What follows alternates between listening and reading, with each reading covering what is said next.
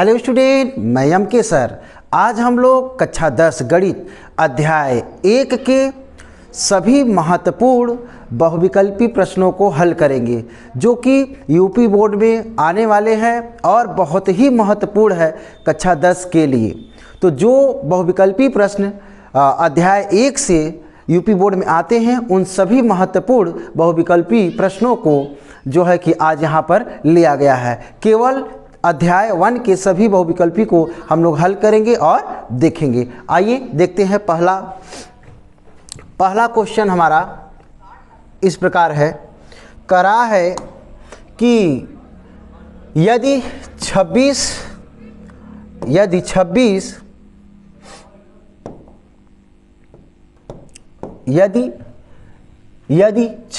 156 का लस एलसीएम 156 है तो मस क्या होगा।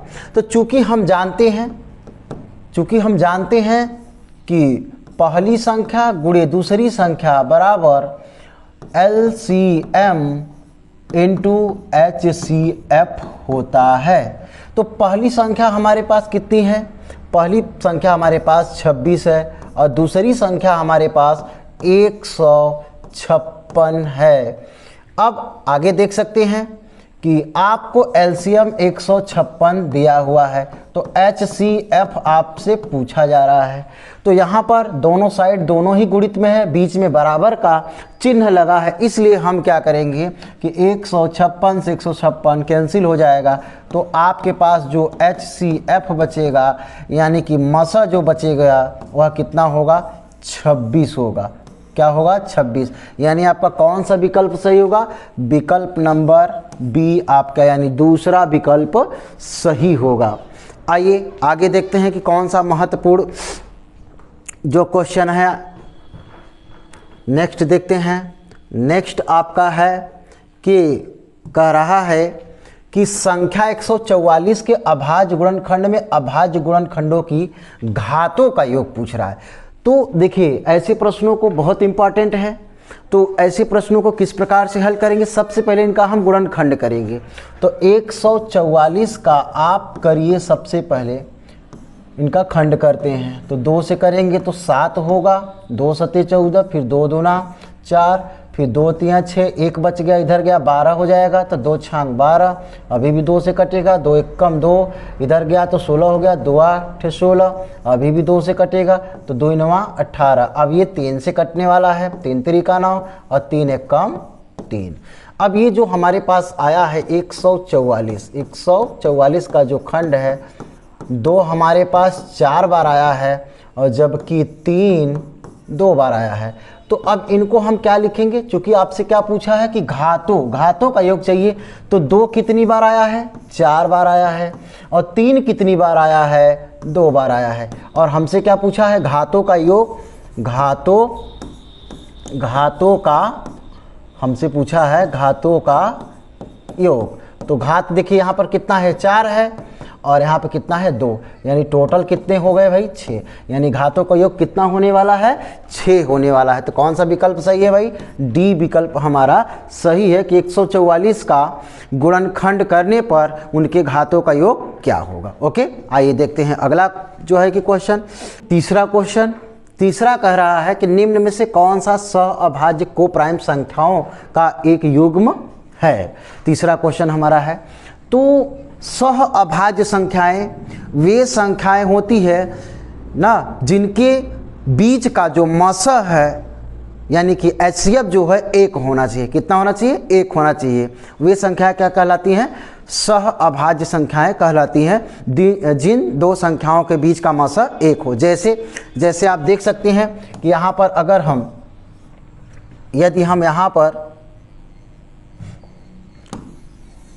यदि हम यहाँ पर 2 ले लें और 2 के अलावा और एग्जाम्पल जैसे मान लीजिए 10 ले लिया गया और 10 के बाद मैंने जो है कि 9 लिया, तो इन दोनों में देखिए कुछ भी उभयनिष्ठ नहीं है। 10 का जो खंड होगा, 10 का जो खंड होने वाला है 2 5 होगा, जबकि 9 का क्या होगा 3 गुणे 3 होगा। तो ऐसी संख्याएं जिनके बीच का मसा देखिए कुछ भी नहीं मिल रहा है, तो इनका एचसीएफ जो कितना होगा, कुछ ना मिले तो क्या होगा 1, क्योंकि 1 सभी जगह सभी के गुणित में क्या रहता है 1 तो रहता ही है।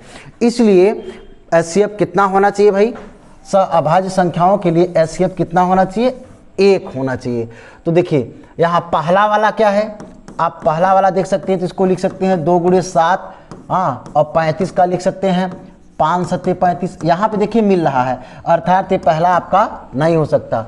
यहाँ 18 का 2 3 होगा खंड, जबकि 25 का क्या होगा 5 गुणे 5। इन दोनों में देखिए कुछ भी उभयनिष्ठ नहीं मिल रहा है, अर्थात आपका कौन सा विकल्प सही होगा, जो है कि हमारा बी विकल्प सही होगा। तीसरा भी हम चेक कर सकते हैं, ये पहला था, ये दूसरा था, और तीसरा भी जो है कि हम चेक कर सकते हैं कि 31, तो 31 ही है, जबकि 93 को करेंगे तो 3 एकम 3 और क्या आएगा 31। ये भी देखिए उभयनिष्ठ मिल रहा है 31।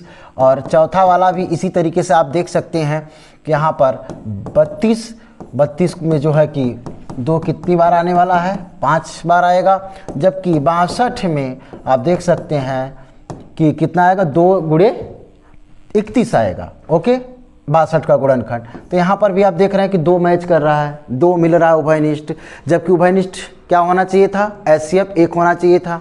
ओके, तो कौन सा विकल्प हमारा सही है, हमसे पूछा है कि अभाज्य, तो ये भी नहीं होगा, ये भी नहीं होगा, कौन सा बी विकल्प हमारा सही है। यानी कि अभाज्य संख्याएं क्या क्या है भाई 18 और 25, क्योंकि इनके बीच कुछ भी उभयनिष्ठ नहीं है।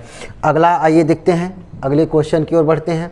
अगला क्वेश्चन हमारा है चौथा नंबर, दी गई संख्याओं में से अभाज्य संख्या होगी। अभाज्य संख्या देखिए 0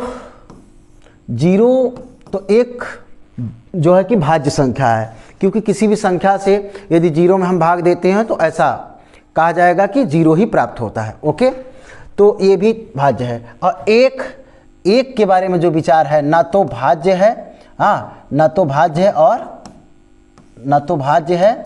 ना ही अभाज्य है, 1। अब 8 कैसी है, ये तो भाज्य संख्या है, ये कैसी है भाज्य संख्या है, क्योंकि जो 8 है 2 से भी डिवाइड होता है और 4 से भी डिवाइड होता है और 8 से भी होता है। आपसे पूछा है अभाज्य संख्या, तो 2 क्या है, 2 एक अभाज्य संख्या है। अभाज्य संख्या की क्या परिभाषा है कि वे संख्याएं जो स्वयं और 1 के पहाड़ा में आए ना, जो स्वयं के पहाड़ा और 1 के पहाड़ा में आए अभाज्य संख्याएं कहलाती हैं। अर्थात वे संख्याएं जिनका केवल कितना गुणनखंड हो, 2 गुणनखंड बने, वे संख्याएं अभाज्य संख्याएं कहलाती हैं। तो 2 का यदि आप गुणनखंड करेंगे तो 1 के पहाड़ा में आएगा और स्वयं क्या आएगा, इसलिए 2 क्या है, 2 सबसे छोटी सम अभाज्य संख्या है। 2 सबसे छोटी सम अभाज्य संख्या है। आइए देखते हैं, इसलिए हमारा विकल्प नंबर कौन सा सही होगा, सी विकल्प हमारा सही हो जाएगा। ओके, सबसे छोटी अभाज्य संख्या। अगला आपसे पूछ रहा है कि 15, 18 और 24 का लसा, बहुत इजी है। तो 15, 18 और 24 का लसा निकालते हैं। तो सबसे पहले 2 से डिवाइड करते हैं, तो इसको ऐसे रहने देते हैं, 2 9 18 होता है, यहाँ पर 12 आ जाएगा 2 से भाग देने पर। ये 15 नहीं डिवाइड होगा, यहाँ पर ये 9 है तो 9 ही रहेगा, और यहाँ 2 छांग 12, अभी भी 2 से ही आएगा। इसको ऐसे लिख लेते हैं, और 2 3 6, अब 3 से कटेगा, तो 3 5 15, 3 3 का 9, 3 1 कम 3, अभी भी 3 के पहाड़ा में जाएगा, तो 3 1 कम 3, और यहाँ पे अब ये कितने में आएगा भाई, 5 के पहाड़ा में ही 5 आता है। ओके, आपसे पूछा है एलसीएम, तो एलसीएम 2 हमारा 3 बार आया है, 3 2 बार आया है, और लास्ट में 5 आया है। तो 2 दूना 4 और 4 दूना 8, 8 पंजे कितना हम कर लेते हैं 40, और 40 यहाँ 3 3 का 9। ये आप इस तरीके से करेंगे तो गुणा जल्दी हो जाएगा, और 9 चौक कितना होता है 36। यानी क्या हो गया, विकल्प नंबर डी हमारा क्या है सही है। यानी कि जो हमारा कितना दिया हुआ है 15, 18 और 24 का जो एलसीएम है वह कितना आने वाला है 360 आने वाला है, यानी विकल्प हमारा डी सही है। आइए देखते हैं अगला क्वेश्चन हमारा है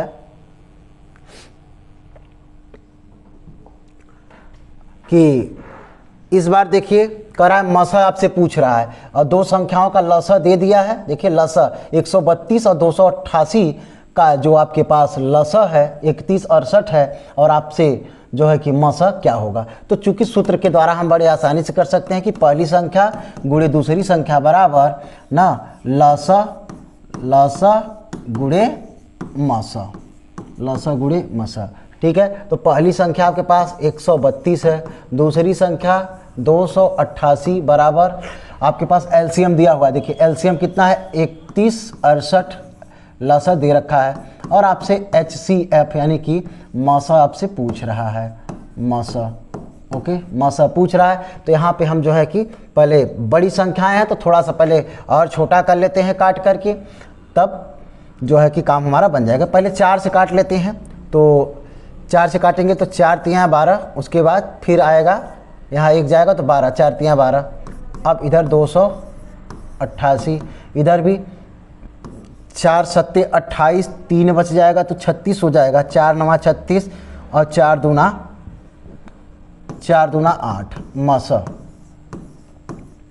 और डिवाइड कर लेते हैं जो है कि 3 से भी कटेगा तो 3 से भी काट लेते हैं, तो 3 एक कम 3, 3 एक कम 3, तो 3 दूना 6 और 3 18 और 3 चौके 12। अब क्या 11 से कटेगा चेक कर लेते हैं, 11 दूना 22, 11 से भी कट रहा है, 11 से भी कट रहा है। तो अभी इधर कितना बचा हमारे पास 288 और 11 दूना 22, 11 44। अभी हमारा आंसर नहीं आया है। अब इस 24 से इसको हम डिवाइड कर देते हैं तो देखते हैं कि हमारा जो है कि 4 छांक 24 और 4 सत्ते 28 और 4 दूना 8। अब जो है कि इसको हम 6 से डिवाइड कर देते हैं, 6 कम 6, 1 इधर जाएगा, कितना हो जाएगा कुल मिलाकर 12 होगा, तो 6 दूना 12। यानी कि जो आपका मसा निकल करके आया है, मसा निकल कर आया है कितना है 12। विकल्प नंबर कौन सा सही है, डी विकल्प सही है। मसा निकालने के लिए आप एक तरीके का भाग विधि से भी कर सकते हैं, यानी कि आप देख सकते हैं दूसरा मेथड से भी आप निकाल सकते हैं कि 288 132 288 में 288 बड़ा है, तो 288 में सीधा 132 से भाग दीजिए, तब पर भी आपका मसा 12 ही आएगा। दूसरा तरीका है, या तो आप अगर लसा या मसा लसा दिया है तो आप सूत्रों की सहायता से भी जैसे यहाँ पे लगाया गया है। तो 132 दूना 2 दूना 4 और 2 तियाँ 6, 2 एक कम 2, भाग दे दीजिए खटाक से। अब देखिए यहाँ पर आपका बचेगा 4, यहाँ पे 2। अब ये जो शेष फल बचा वह क्या बन जाएगा भाजक, और जो भाजक है वह क्या बन जाएगा भाज्य बन जाएगा। तो 24 का अब हम इसमें भाग ले जाते हैं, तो 24 का जब हम भाग ले जाएंगे तो लगभग 6 बार जाने वाला है लगता है। चेक कर लेते हैं, तो 6 चौक 24 की 4 और 6 दूना 12, 12 और 2 14, ज़्यादा हो जाएगा तो इसका मतलब 5 बार ही जाएगा। कितनी बार जाएगा 5 बार, क्योंकि 6 बार में ज़्यादा हो गया। तो 5 चौक 20 और 5 दूना 10, 2 12, यहाँ पे बचा 2 और यहाँ से बचा 1। अब अगला यहाँ पर 24, अगला हमारे पास क्या बचा है, यहाँ पर शेष फल हमारे पास बचा 12। उसके बाद ये जो शेष फल है भाजक बन जाएगा और भाजक भाज्य बन जाएगा। तो 12 दूना 24, 12 दूना कितना आने वाला है 24 आने वाला है। ओके, अब देखिए ये किससे पूरा डिवाइड हुआ है 12 से। देखिए यहाँ भी आपका ये जो डिवाइड हुआ है यही आपका क्या होगा मसा, यहाँ भी 12 यहाँ भी 12। तो भाग विधि से भी आप कर सकते हैं जैसे आपको ठीक लगे। आइए देखते हैं अगला क्वेश्चन देखते हैं। अगला क्वेश्चन हमारा है कि वह बड़ी से बड़ी संख्या जिससे 125 और 70 को विभाजित करने पर शेष फल क्रमशः 8 और जो है कि 5 प्राप्त होता है। वह बड़ी से बड़ी संख्या जब भी आपसे कहे तो हमेशा मसा ही निकालना है, HCF निकालना है, और छोटी से छोटी कहे तो LCM यानी लसा निकालना है। तो आइए देखते हैं इसे किस प्रकार से हल करेंगे। तो सबसे पहले आपको क्या करना है कि जो संख्याएं हैं, शेष फल देखिए कितना है 8 और 5 है क्रमशः, तो 125 में से आप 8 को घटा लीजिए तो कितना आएगा 117। उसके बाद 70 में कितना शेष फल बचा है 5, तो आप 5 को घटाइए कितना आएगा जो है कि 65 आएगा। अब 117 का आप खंड करिए तो 17 में जो है कि 3 आएगा, 13 नवैया 117 होता है, 3 गुणे 3 इंटू 13। और 65 का जो होता है कि 5 गुणे 13 होगा खंड, 13 पचे 65। ओके, अब इनमें आप HCF आज से पूछा है कि मसा क्या होगा, तो आप देख सकते हैं यहाँ पर भी जो है कि 13 है, यहाँ पर भी 13 है, यानी क्या आपको प्राप्त हुआ, 13 प्राप्त हुआ। अब आपको ये समझना होगा कि ये जो घटाने वाली चीज़ है ये क्या वास्तव में हमारा जो है कि काम हुआ, सही आया कि नहीं आया। जो करा कि बड़ी से बड़ी संख्या बताइए, तो हमारे यहाँ तो बड़ी संख्या कितनी आ गई है, 13। अब ये भी चेक कर लेते हैं क्या हमारा आंसर बिल्कुल सही है, क्या 13 वहाँ बड़ी से बड़ी संख्या जिसमें ये भाग देने पर शेषफल आए, तो चेक भी कर लेते हैं। तो 13 से जो बड़ी से बड़ी संख्या प्राप्त हुई है 125 में भाग देते हैं, अगर 8 शेषफल आ गया तो हमारा आंसर सही होगा। तो 13 सत्ते 91, 13 8 104 और 13 नवैया 117। अब 15 में से जाएगा तो कितना होगा, 7 जाएगा तो 8 आ गया, यहाँ सब खत्म। देखिए शेषफल आया कि नहीं आया भाई, तो वह 125 में भाग देने पर वह बड़ी से बड़ी संख्या से क्या है 13। हाँ, 13 से भाग देने पर कितना शेषफल बचा, 8। देखिए वही तो बोला है सवाल में। आइए इसको भी चेक कर लेते हैं। तो 13 से 70 में भाग देंगे तो 13 पचे 65, कितना शेषफल बचा, शेषफल हमारा 5 आ गया। ठीक है, देखिए यानी कि जो 13 आया हुआ है बिल्कुल सही आया हुआ है कि बड़ी से बड़ी संख्या क्या होगी, 13 होगी, जिससे भाग देने पर 125 और 70 में भाग देने पर शेषफल 8 और 5 प्राप्त होगा। आइए देखते हैं, अगले क्वेश्चन की ओर बढ़ते हैं। अगला क्वेश्चन हमारा है, अगला क्वेश्चन सेम क्वेश्चन है, कुछ भी बदलाव नहीं है। फिर से वही है कि वह बड़ी से बड़ी संख्या जिससे 245 और 1037 को विभाजित करने पर प्रत्येक दशा में शेषफल 5 प्राप्त होता है। अब दोनों में सेम वही है, बड़ी से बड़ी संख्या कहा तो मसा निकालेंगे हम, और 245 में से प्रत्येक दशा में जब बची रहा है 5 तो दोनों में से 5 घटाएंगे, तो यहाँ पे बचेगा 240 और यहाँ 1037 में से 5 घटाएंगे तो 1000 जो है कि 32 बच जाएगा। ओके, अब यहाँ से हमें क्या कर लेना है, मसा निकालना है। तो मैं यहाँ पर मसा गुणनखंड विधि से नहीं, भाग विधि से निकालूंगा, आसान होता है भाग विधि से निकालना। बड़ी वाली संख्या में छोटी वाली संख्या से भाग देते आइए और तब तक भाग दीजिए जब तक कि कट न जाए पूरा। ओके, तो यहाँ पर आप देख सकते हैं कि ये लगभग 250 के करीब है। तो क्या ये चेक कर लेते हैं कि 4 बार जाएगा कि नहीं जाएगा, या 5 बार जाएगा कि नहीं, इधर चेक कर लिया जाए। तो 4 चौक 16, 4 दूना 8 और 1 9, कम है अभी, तो 5 बार चेक कर लिया जाए कि 5 बार जाएगा कि नहीं जाएगा। तो 5 शून्य 0, 5 चौक जो है कि 20 और 5 दूना 10, 2 12, ज़्यादा हो जाएगा। और ज़्यादा हो जाएगा तो कितनी बार जा रहा है, 4 बार। तो 4 शून्य 0 और 4 चौक 16 और 4 दूना 8 और कितना होगा एक हासिल 9। घटा लीजिए भाई, 2 आएगा, यहाँ उधार लिया, ये गया इसके पास, तो 13 में से जाएगा तो 7 बचा यहाँ पर हमारे पास, और यहाँ 9 में से 9 गया, ये सब खत्म। अब आप जानते हैं कि जो हमारा शेषफल होता है वहाँ अगली लाइन में भाजक बन जाता है, जबकि भाजक क्या बन जाता है, भाज्य बन जाता है। अब देखते हैं कितनी बार जाता है, तो चेक कर लेते हैं कि कितनी बार जाएगा। तो क्या 5 बार चेक करते हैं, 5 दूना 10 और 7 पचे 35, ज़्यादा हो जाएगा तो 3 बार ही चेक करते हैं। तो 3 दूना 6 और 7 त्रिक 21, 216, ज़्यादा कम है, और चेक कर लेते हैं 4 बार, 4 दूना 8 और 7 चौक 28, ज़्यादा हो गया। इसका मतलब कितनी बार जा रहा है, इसका मतलब 3 बार जा रहा है। तो 3 बार में 3 दूना 6 और 7 त्रिक 21, तो घटा दीजिए भाई, 10 में से जाएगा 6 तो 4 आएगा, 10 में से जाएगा तो जो है कि 6 जाएगा तो 4 आएगा। यहाँ बचा 3 में से 1 गया तो 2 बच गया। अब 24 तियाँ कितना होता है, 72। 24 तियाँ टोटल 72 होता है, यानी किससे कट गया, पूरा 24 से हमारा डिवाइड हो गया। यानी कि मसा जो हमारा आया है HCF कितना आया है, 24 आया है। अब आप जो शेष फल बच रहा, अगर 24 का भाग 245 में दीजिए, या 24 का भाग जो है आप 1037 में देंगे तो शेषफल कितना आएगा, हर दशा में 5 ही आएगा। हमारा आंसर क्या होगा भाई, हमारा सी विकल्प जो है सही है। यानी जो वह बड़ी से बड़ी संख्या कौन सी होगी, वह बड़ी से बड़ी संख्या 24 होगी, जिससे भाग देने पर प्रत्येक दशा में जो है कि शेषफल 5 प्राप्त होगा। आइए देखते हैं अगले क्वेश्चन की ओर बढ़ते हैं। अगला क्वेश्चन हमारा है कि 156 का अभाज्य गुणनखंड हमें बताना है कि क्या होगा भाई। गुणनखंड बहुत इजी क्वेश्चन है, तो पहले इसका अभाज्य गुणनखंड कर लेते हैं हम लोग।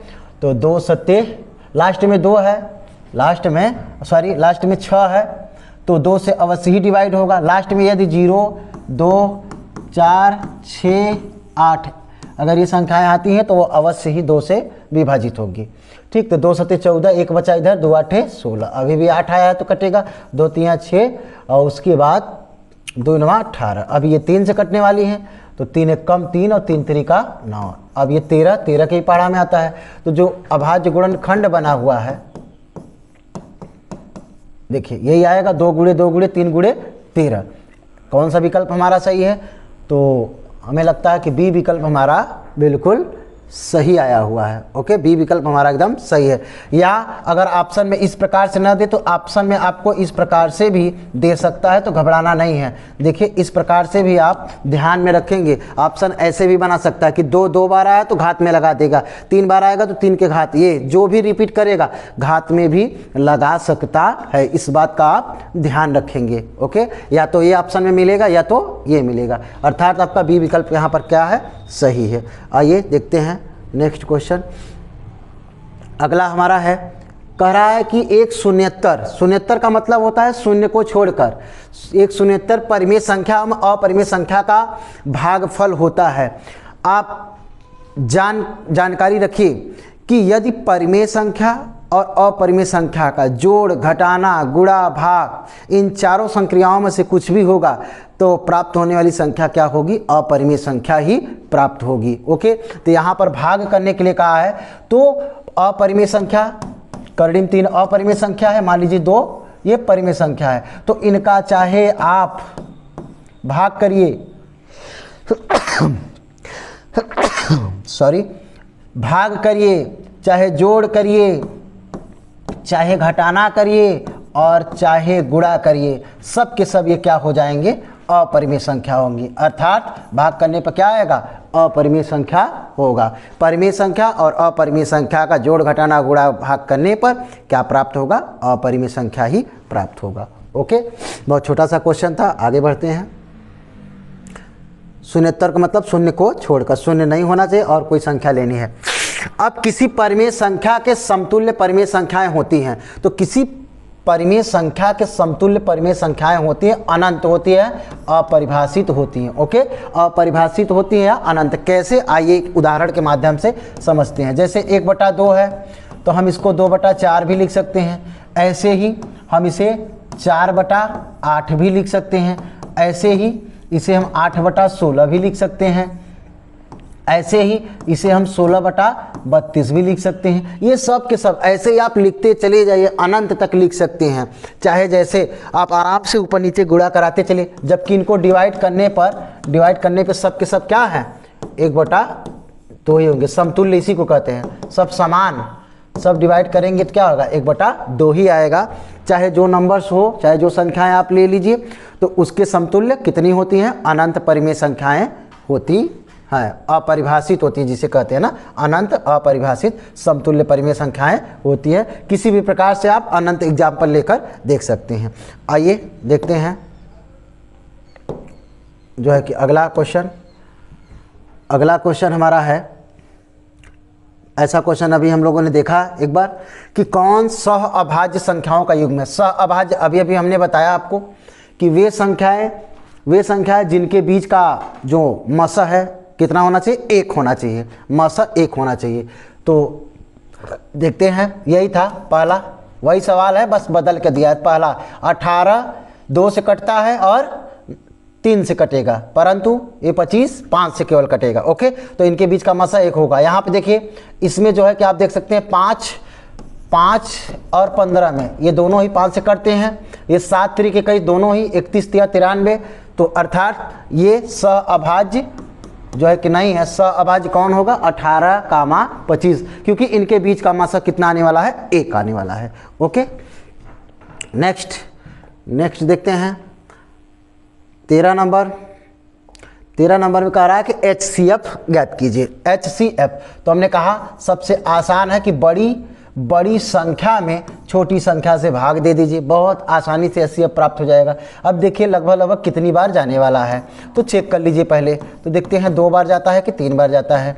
तो 8 दूना 16, 7 दूना 14, 15, ठीक है। तो 2 ही बार जाएगा, 3 बार में तो ज़्यादा हो जाएगा। तो 2 बार में आया 156 आया। तो घटा लीजिए, 12 में से 6 गया तो कितना आएगा 6 आएगा। यहाँ बचा 7 में से 5 जाएगा तो 2।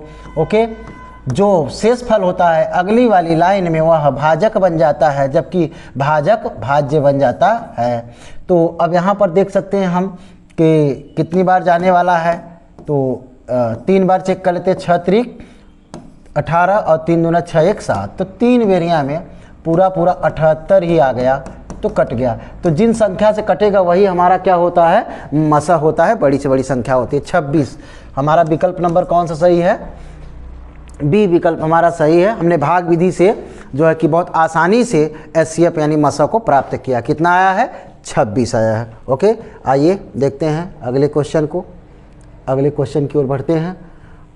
अगला क्वेश्चन हमारा है, कह रहा है कि 65 117 के HCF को इस रूप में लिया गया है, HCF दिया हुआ है, तो P का मान ज्ञात करना है। ओके, P का मान हमें ज्ञात करना है, HCF हमें प्राप्त हुआ है। ओके, तो अब HCF प्राप्त है हमें, तो LCM अगर हम निकाल ले तो फार्मूला पर रख करके P का मान निकाल सकते हैं, क्योंकि हमसे यहाँ पूछा गया है। या डायरेक्ट भी हम कर सकते हैं कि भाई HCF दिया है तो दोनों को बराबर कर सकते हैं। तो सबसे पहले हम 65 का HCF निकाल लेते हैं, ठीक है।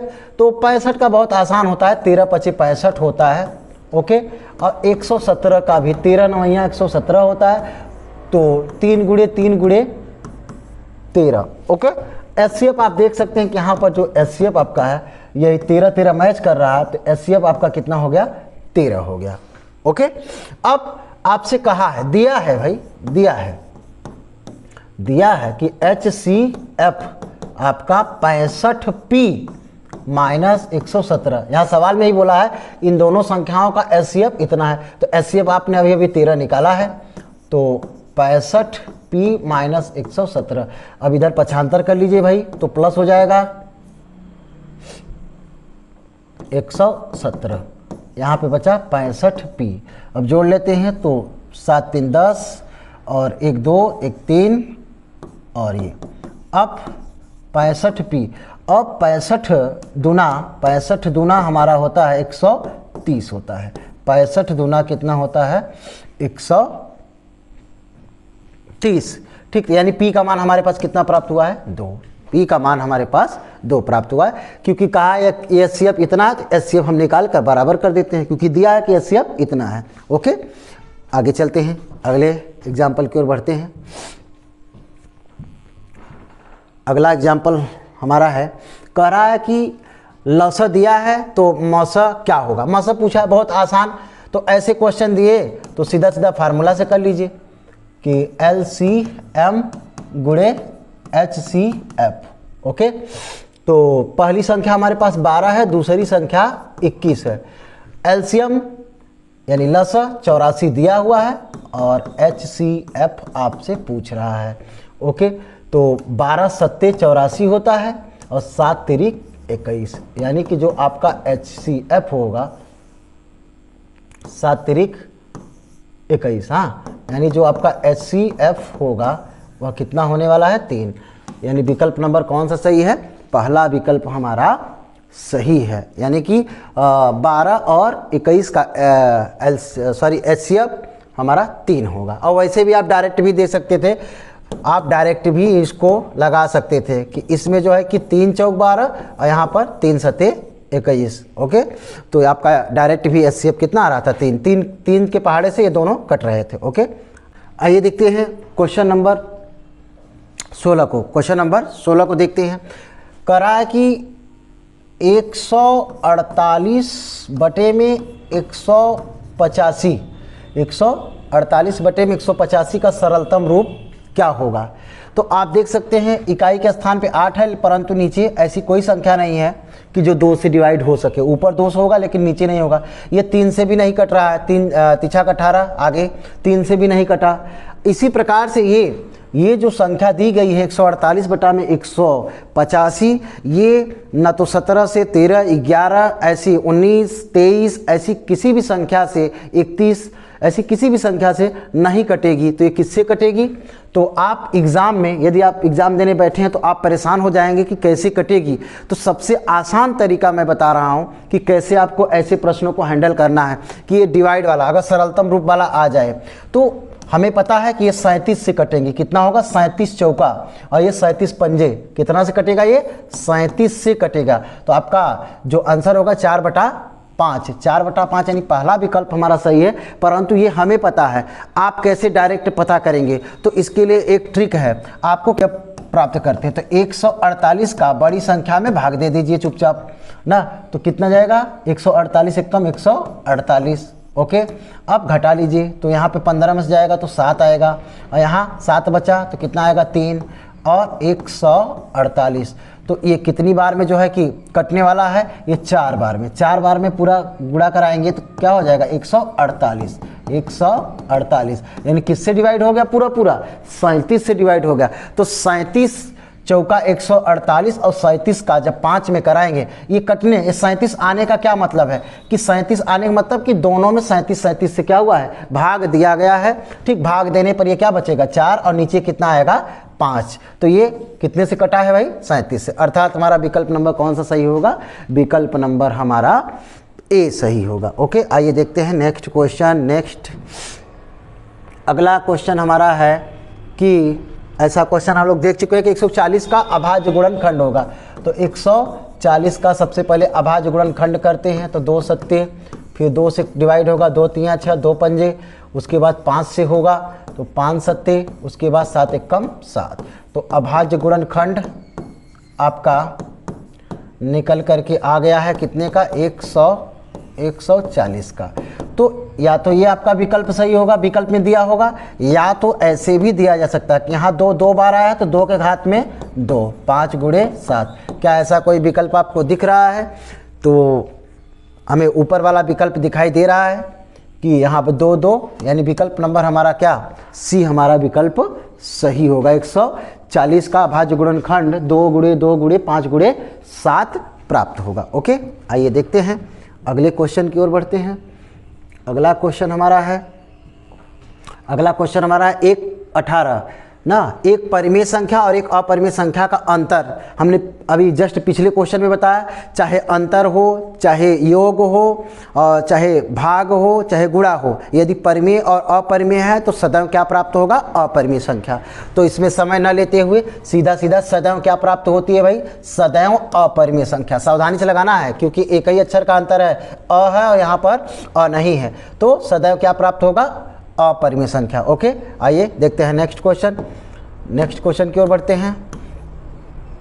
नेक्स्ट क्वेश्चन हमसे कह रहा है कि निम्नलिखित संख्याओं में से कौन सी संख्या एक परिमेय संख्या? परिमेय संख्या का हमें खोज करना है। तो यहाँ पर देखिए क्या दिया है? करड़ी में 3 बटा करड़ी में 5, तो ये बाहर नहीं निकलेगा, ये तो परिमेय हुआ नहीं। यहाँ भी करड़ी में 2, तो परिमेय नहीं हुआ, अपरिमेय हुआ। ये भी करड़ी में जो 12 है, करड़ी में 12 को जो हम खंड करेंगे तो 2 गुणे 2 गुणे जो है कि 3 आएगा। 3 चौक 12, इनका जोड़ा बन के बाहर हो जाएगा। परंतु ये हमारा जो है कि करड़ी में रह ही जाएगा, और करड़ी में 3 रह गया तो क्या हो गया? ये अपरिमेय, यानी ये भी नहीं हुआ। तो यही देखिए हमारा ये होता है कि नहीं होता है। तो देखिए क्या लिखा है कि करड़ी में 5 और प्लस करड़ी में 7, एक कोष्टक में लिखा गया है और दूसरे में लिखा गया है करड़ी में 5 माइनस करड़ी में 7। क्या आपको नहीं लग रहा है कि ये दरअसल वर्गांतर लिखा हुआ है? एक बार प्लस और एक बार माइनस किसका फार्मूला होता है? वर्गांतर का होता है। इसमें क्या होता है कि भाई पहले का वर्ग और फिर माइनस दूसरे का वर्ग। तो वर्गांतर का सूत्र ये दरअसल लिखा हुआ है। तो हम भी क्या कर लेते हैं? वर्गांतर का सूत्र का इस्तेमाल करते हैं। तो पहली संख्या का स्क्वायर और माइनस जो है कि करड़ी में दूसरी संख्या का स्क्वायर। तो 5 का किसी भी संख्या का यदि हम जो है कि करड़ी में हो तो उसका वर्ग करेंगे तो करड़ी हट जाती है। इसका भी देखिए करड़ी हट ही जाएगी।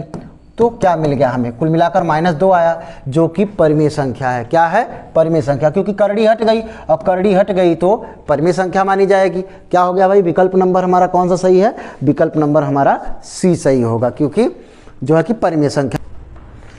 आइए देखते हैं अगले क्वेश्चन की ओर बढ़ते हैं। अगला क्वेश्चन हमारा है क्वेश्चन नंबर 20। कह रहा है कि वह छोटी से छोटी संख्या को संख्या जिसको 35, 56 और 95 से विभाजित करने पर प्रत्येक दशा में 7 शेषफल होगा। तो यहाँ पर जो है कि मिस्टेक हुआ है, यहाँ पर टाइपिंग मिस्टेक हुआ है। यहाँ पर होना चाहिए, यहाँ 95 की जगह पर 91 होना चाहिए, ताकि हमारे विकल्प में मिल सके, अन्यथा आपका जो है कि विकल्प में नहीं मैच करेगा। ओके, तो यहाँ पर 95 की जगह 91 होना चाहिए। तो सबसे पहले हम क्या लेंगे, एलसीएम लेंगे। एलसीएम लेने पर ओके, एलसीएम लेते हैं कि वह छोटी से छोटी संख्या यदि आपसे कह दिया जाए तो सबसे पहले आप एलसीएम निकालेंगे, लसा निकालेंगे, और बड़ी से बड़ी संख्या कह दे तो आप मसा निकालेंगे। क्या कह रहा है कि प्रत्येक दशा में 7 शेषफल बचे, तो सबसे पहले आप एलसीएम निकालिए। यहाँ 2 से डिवाइड करेंगे तो 2 से करने पर ये डिवाइड होगा, ये तो नहीं होगा, 2 दूना 4 और 2 आठे 16 हो जाएगा। इसको ऐसे ही लिख लिया जाए। उसके बाद आगे बढ़ते हैं, ये 3 35 नहीं कटेगा, फिर ये कटने वाला है, तो 14 दूनी 28 हो जाएगा। ये 91 होना चाहिए, 91 जो है, और उसके बाद अभी भी 2 से कट रहा है, तो 35 7 हो जाएगा और ये 91। ओके, अब 3 के पहाड़ा में कोई है, कोई नहीं है। हाँ, 3 के पहाड़ा में जो है कि कोई नहीं कट रहा है 3 से, तो अगर कोई 3 से नहीं कट रहा है तो हम जो है कि 5 से चेक करेंगे। 5 7 35 और 7 वैसे होगा, ये तो नहीं कटने वाला है 91। लेकिन 7 के पहाड़ा में 7 एक कम 7, 7 एक कम 7 और 13 7 91 होता है। अब ये कितने से कटेगा, पूरा 13 से कट जाएगा। ओके, ये हमारा हो गया। अब हम एलसीएम निकालते हैं। जो हमारे पास खंड आया है 2 2 2, फिर 5, उसके बाद 7 है, उसके बाद 13 है।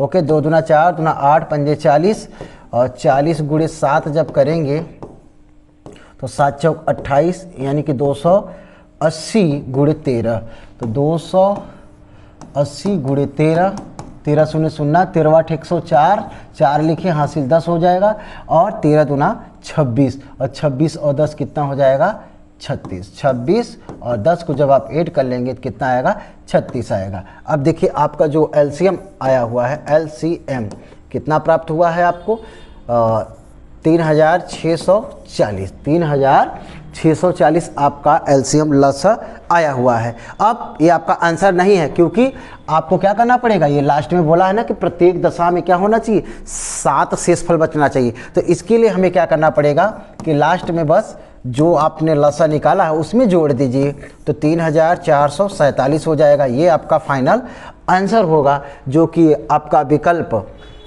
विकल्प नंबर आपको सी दिख रहा है, 3647 विकल्प नंबर आपका सी सही है। यदि आपको चेक करना है कि क्या ये सवाल गलत है कि सही है, तो आप इस प्रत्येक 35, 56 और 91 से इसमें भाग दे दीजिए, तो प्रत्येक दशा में क्या बचना चाहिए, 7 बचना चाहिए, और भाग देने पर यही आएगा, प्रत्येक दशा में 7 आएगा। ठीक है, तो वह छोटी से छोटी संख्या क्या होगी कि 3647 होगी। आइए देखते हैं अगले क्वेश्चन की ओर बढ़ते हैं। अगला 21 नंबर हमसे कह रहा है निम्नलिखित में अपरिमेय संख्या। तो अपरिमेय संख्या आप देख सकते हैं, चुन्नी है तो एक करड़ी में 25 है, तो 25 का वर्गमूल कितना होगा, 5, जो कि परिमेय संख्या। यहाँ 81 है करड़ी में, तो 81 का वर्गमूल कितना होता है, 9 होता है, जो कि परिमेय संख्या। और ये 5/3 है, तो ये भी क्या है आपका 5/3 भी तो परिमेय संख्या होती है। ये करड़ी में जो 2 आ गया है, करड़ी में 2 + 5, ये क्या हो गई आपकी अपरिमेय संख्या। यानी विकल्प नंबर आपका कौन सा सही होगा, डी विकल्प आपका सही है। आइए देखते हैं नेक्स्ट कर रहा है कि परिमेय संख्या होगी, इस बार परिमेय संख्या पूछ रहा है। ठीक है, तो करड़ी में 2 बाहर नहीं निकलेगा, अपरिमेय हो गया। करड़ी में 3 अपरिमेय हो गया। करड़ी में 7 अपरिमेय हो गया। परंतु करड़ी में 9 का वर्गमूल 3 होता है, जो कि हमारा विकल्प नंबर सी सही है। यानी कि हमारा परिमेय संख्या होगा विकल्प नंबर जो है कि सी। ओके, आइए देखते हैं अगले क्वेश्चन की ओर बढ़ते हैं। अगला क्वेश्चन 23 नंबर देखते हैं। 23 नंबर कहा गया है कि किन्हीं दो धनात्मक पूर्णांकों a और b के लिए, किन्हीं दो धनात्मक पूर्णांकों a और b के लिए, चूंकि हम जानते हैं कि दो धनात्मक पूर्णांक a और b का गुणनफल क्या होता है, लसा गुणे मसा होता है। क्या होता है, लसा गुणे मसा। देखिए विकल्प में कौन सा मैच कर रहा है कि लसा गुणे मसा हो या मसा गुणे लसा हो, उससे कोई दिक्कत नहीं है। तो हमारा विकल्प हमें लग रहा है कि ये आपका जो है कि चौथा नंबर आपका सही है। देखिए पहली संख्या गुणे दूसरी संख्या मौसा, उसके बाद गुणित्य लसा। ओके, लसा चाहे पहले हो चाहे बाद में हो, कोई दिक्कत नहीं है, क्योंकि गुणा में है, आगे पीछे हो सकता है। तो हमारा विकल्प नंबर कौन सा सही है, डी विकल्प हमारा सही है। आइए नेक्स्ट बढ़ते हैं।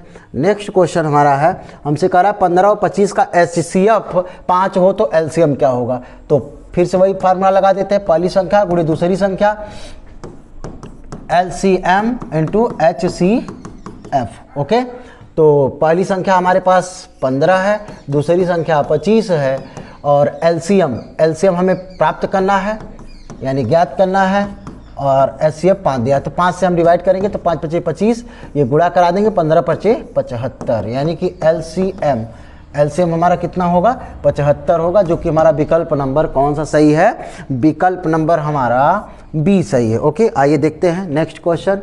अगला क्वेश्चन देखते हैं। अगला क्वेश्चन भी कुछ इसी प्रकार से है।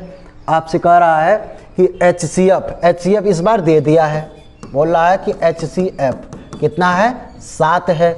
ओके, तो कह रहा है कि LCM क्या होगा। तो LCM के लिए चाहे आप नॉर्मली काट करके करिए और फार्मूला के द्वारा, चाहे डायरेक्ट कर लीजिए, कोई दिक्कत नहीं। तो दोनों इस तरीके से आप कर सकते हैं। तो पहली संख्या गुणे दूसरी संख्या, आपको HCF 7 दिया है, आपको LCM निकालना है। पहली संख्या आपके पास 35 है, दूसरी 49 है, 7 गुणित्य LCM। ओके, तो 7 सते 49 हो गया। अब इधर हमारे पास 35 और 7 बचा हुआ है, तो गुणा कर लेते हैं। तो 7 पचे 35 और 7 त्रिक 21, 21 और 3 कितना हो जाएगा, 24। ओके, तो LCM हमारा कितना आया, 245। 245 विकल्प नंबर हमारा जो है कि सी सही है। इसको इस तरीके से भी आप कर सकते हैं, अगर अलग से लगाना चाहें कि इस नियम से ना लगाएं, यानी फार्मूला के द्वारा ना लगाना चाहें, तो डायरेक्ट भी आप भाग विधि से कर सकते हैं। देखिए यहाँ पर 5 से कटेगा तो 7 पचे 35, ये कटेगा नहीं, तो इधर 7 से होगा, 7 एकम 7, 7 सते 49।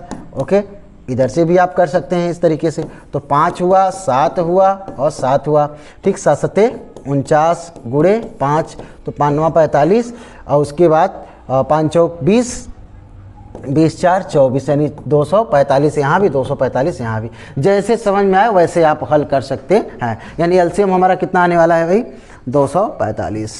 आगे नेक्स्ट देखते हैं। नेक्स्ट 26 नंबर का रहा HCF। तो मैंने कहा HCF निकालने के लिए बड़ी संख्याओं का सबसे अच्छा तरीका है भाग विधि। बड़ी वाली संख्या में छोटी वाली संख्या से क्या करना है, भाग दे दीजिए। तो 2 बार जाएगा, तो 6 दूना 12।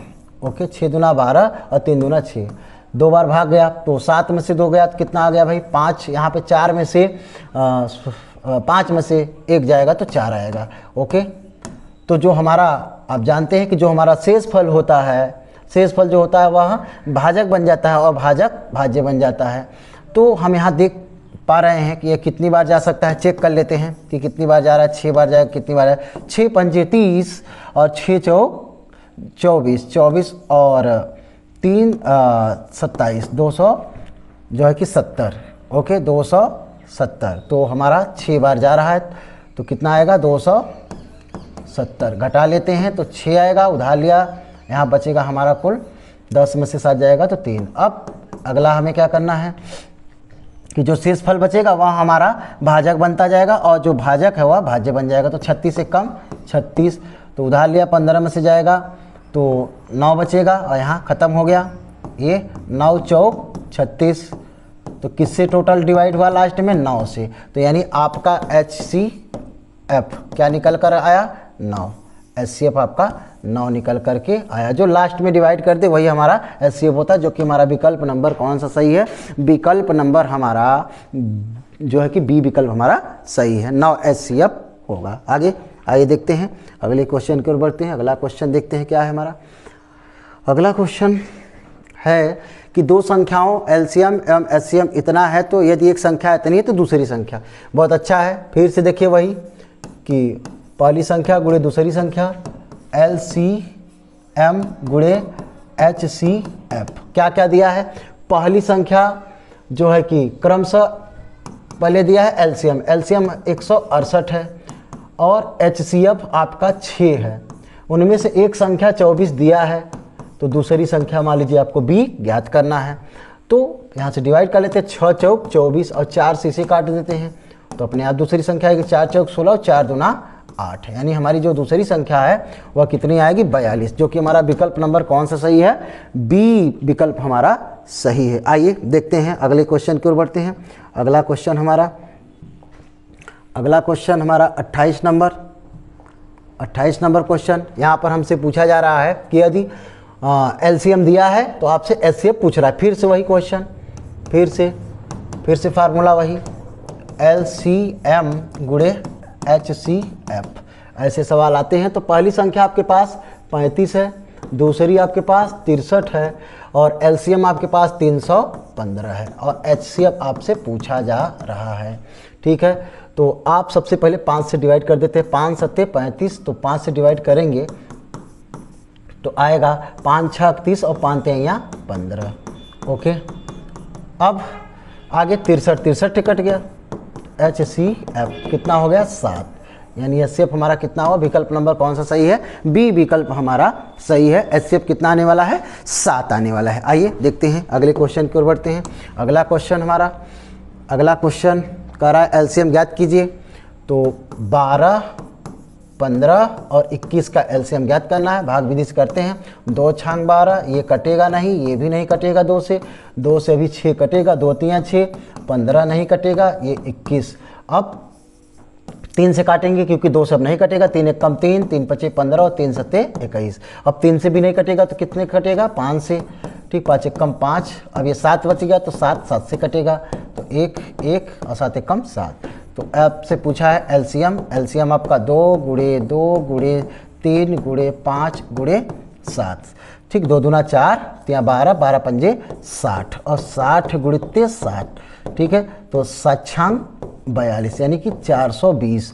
विकल्प नंबर कौन सा सही है हमारा? विकल्प नंबर D सही है। कितना आने वाला है LCM भाई? LCM 12, 15 और 21 का LCM 420 होगा। आइए देखते हैं नेक्स्ट क्वेश्चन, जो कि मोस्ट इम्पॉर्टेंट आपका जो है कि चल रहा है यूपी बोर्ड में आने वाले सभी ये बहुविकल्पी क्वेश्चन जो फर्स्ट लेसन से आते हैं। आपसे कह रहा है कि करड़ी में 2 और यानी कि करड़ी में 2 है, उसके बाद कह रहा है कि इनका जो गुणा होगा, हाँ, इनका जो गुणा होगा वह क्या होगा? तो गुणा करा के देख लेते हैं। तो इसका गुणा कराएंगे तो कितना आएगा? 2 करड़ी में 2 हो जाएगा और फिर इधर करा देंगे तो माइनस करड़ी में करड़ी का गुणा हुआ, क्योंकि वही सेम संख्या है तो करड़ी हट गई। परंतु यहाँ से करड़ी नहीं हटी है, यहाँ से करड़ी नहीं हटी, इसका मतलब ये क्या होगा? अपरिमेय होगा। क्या होगा? अपरिमेय होगा। तो आपसे यही पूछा है कि क्या होगा भाई? एक परिमेय संख्या तो एक अपरिमेय संख्या होगा, क्योंकि आपको बता चुके हैं परिमेय संख्या और अपरिमेय संख्या का जोड़ घटाना गुणा भाग क्या आता है? अपरिमेय ही आता है। ओके, यहाँ से हमें पहले से ही मालूम था करड़ी में गुणा करने पर करड़ी नहीं हटी, तो ये क्या होगा? अपरिमेय संख्या। ओके, विकल्प नंबर A सही है। आइए देखते हैं अगला क्वेश्चन 31 नंबर देखते हैं। 31 नंबर का रहा है कि संख्याओं A और B का HCF 5 है और LCM 200 है, तब A और B का गुणनफल होगा। ओके, तो A और B का जो संख्या है उसका HCF दे रखा है। HCF 5 है और LCM भी आपको दे रखा है 200। ओके, आपसे A और B का गुणनफल पूछ रहा है, तो चूंकि जो फार्मूला होता है, हाँ, यही तो होता है कि LCM × HCF। ओके, तो इनका गुणनफल पूछ रहा है, देखते हैं क्या आता है। तो LCM आपके पास 200 है और HCF आपके पास 5 है, तो 5 दूना 10, यानी कितना प्राप्त हुआ? 1000।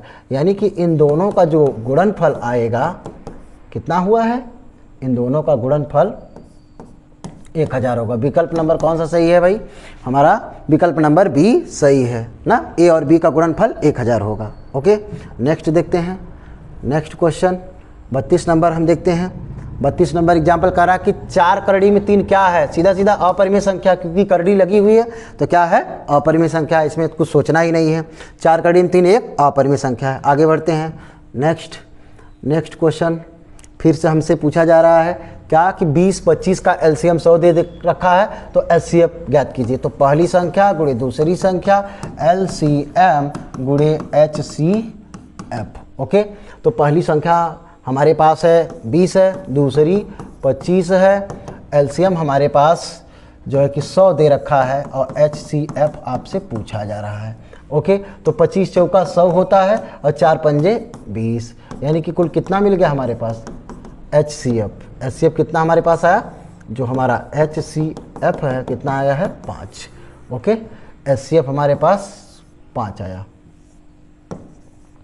तो विकल्प नंबर हमारा कौन सा सही है? डी है। ये बहुत आसान फार्मूला है, आप फार्मूला पे रखिए और आसानी से जो है कि हल करते चलिए।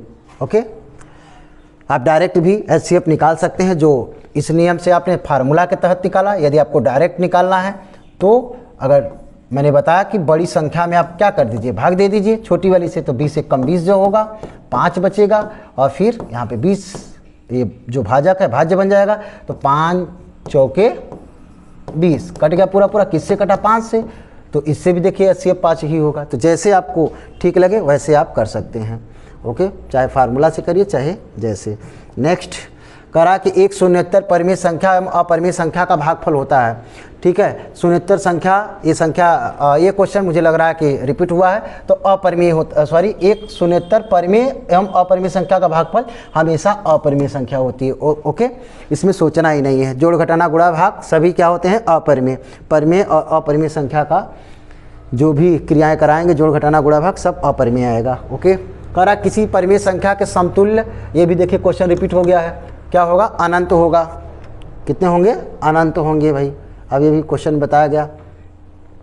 यहाँ पर क्या कह रहा है कि दशमलव प्रसार में किसी दशमलव के स्थान के बाद समाप्त होगा ना। ये किस प्रकार का क्वेश्चन है? दिया है कि 17/2 गुणे 5 करा कि दशमलव कितने स्थानों पे समाप्त होगा? तो ऊपर 17, इनका गुणा कर लीजिए, 2 दूना 4 पंजे 20।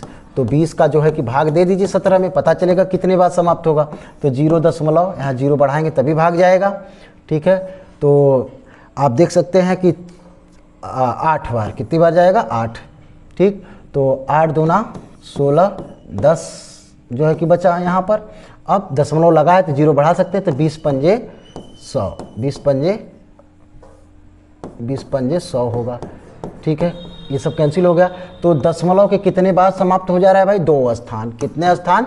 आपसे ही पूछा ही था कि परिमेय संख्या 17/2 गुणे 5 का दशमलव प्रसार निम्न में से किस स्थान के बाद समाप्त हो जाएगा? तो कई स्थान बाद समाप्त हो गया भाई? पूरा कट गया। 2 स्थान के बाद समाप्त हो गया, पूरा कट गया। आइए देखते हैं अगले क्वेश्चन की ओर बढ़ते हैं। अगला क्वेश्चन हमारा क्या है? क्वेश्चन दिया हुआ है कि संख्या 144 के अभाज्य गुणनखंडों में अभाज्य गुणनखंडों की घातों का योगफल। अभी हमने देखा था कि घातों का जो योगफल था 144। ये क्वेश्चन रिपीट हो गया है। हाँ, ये क्वेश्चन जो है रिपीट हो गया है। तो अभी हम लोगों ने इस क्वेश्चन को जो है कि हल किया था। 3 से काटेंगे तो 3 आएगा और 3 एक कम 3। ठीक है, यहाँ पे देखिए 2 के घात में कितनी बार आ रहा है? 4 बार आ रहा है। यहाँ पे 3 के घात में कितनी बार आ रहा है? 3 2 बार आ रहा है। ठीक है, तो यहाँ 2 पर 2 कितनी बार आया? 4 बार आया और 3 2 बार आया। तो घातों का योगफल पूछा था, 4 और 2 कितना होगा? 6। यानी विकल्प नंबर आपका कौन सा सही था? डी विकल्प आपका सही था। आइए देखते हैं 38 नंबर क्वेश्चन। कह रहा है कि दी गई संख्याओं में अभाज्य संख्या होगी। ये भी क्वेश्चन रिपीट हुआ। अभाज्य संख्या क्या होगी भाई?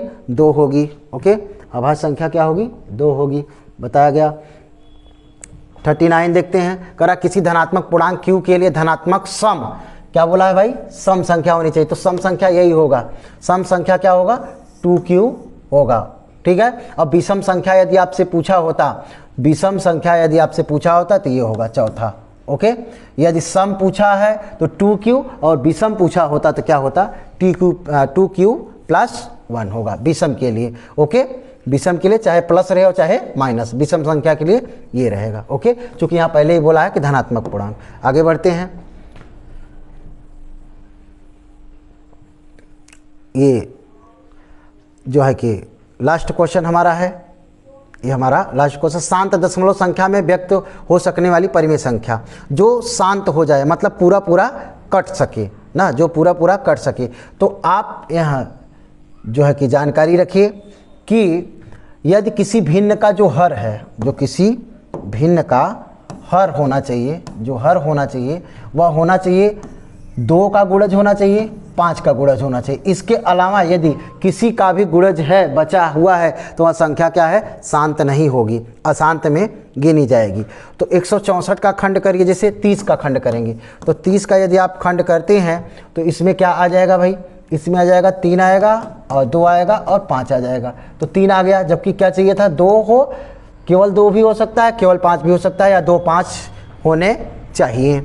अब 625 में देखिए, 625 में हम जानते हैं कि 5 5 जो है कि 4 बार आता है, तो यही संख्या जो हमारी क्या होगी, शांत होगी। ओके, परिमेय संख्या होगी, हाँ, जिसे हम शांत में बदल सकते हैं, क्योंकि देखिए यहाँ पर टोटल 5 ही 5 हैं, ना कि भाग देने पर यह अच्छे से पूरा पूरा कट जाएगा। ठीक, यदि हर में केवल 2 आ जाए या केवल 5 आ जाए या 2 और 5 दोनों का गुणज हो, तो वो जो हमारी भिन्न होगी वो अवश्य ही शांत होगी, अशांत हो ही नहीं सकती। इनके अलावा यदि कोई संख्या बच जाती है, 3 या तो 7 ना, इस प्रकार की यदि कोई संख्याएं हमारी बचती हैं, 11 वगैरह, तो ये सब क्या होगा, अशांत दशमलव में होंगे। ओके,